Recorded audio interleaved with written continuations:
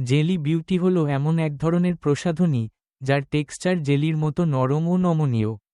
এটি ব্যবহার করার সময় ত্বকে হালকা এবং মসৃণ অনুভূতি দেয়, যা সাধারণ ক্রিম বা লোশনের তুলনায় আলাদা। সাম্প্রতিক বছরগুলোতে এই ধরনের পণ্য জনপ্রিয় হয়ে উঠেছে কারণ এটি সহজে ত্বকে মিশে যায় এবং ব্যবহারকারীদের জন্য নতুন এক সেন্সরি অভিজ্ঞতা তৈরি করে। প্রসাধনী জগতে জেলি বিউটি একটি নতুনত্ব যা রূপচর্চার ধারায় ভিন্ন মাত্রা যোগ করেছে। খাবেন নাকি মাখবেন, বাজারে কদর বাড়ছে জেলি বিউটির। কোন প্রসাধনী রাখতে পারেন মেকআপ কিটে?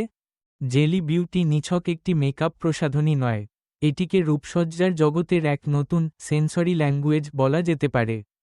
এই পুরো বিষয়টি নির্দিষ্ট প্রসাধনীটি হাতে নিলে ঠিক কেমন অনুভূতি হবে তার উপরেই নির্ভর করছে। Moisturiser, mask, cleanser, I patch, blush, বাজারে এখন এই সব সামগ্রী জেলির ধাঁচে। প্রথম দিকে কোরিয়ায় এই ধরনের প্রসাধনীগুলি বেশ জনপ্রিয় ছিল।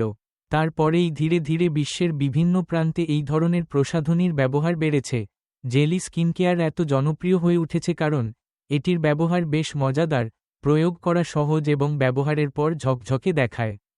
এখন মানুষ এমন পণ্য চান যা সহজেই ত্বকে মিলিয়ে যায়।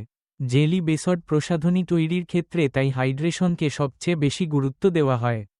এর ফলে ত্বকে যে আদৌ কোনো প্রসাধনী প্রয়োগ করা হয়েছে তা বোঝা যায় না।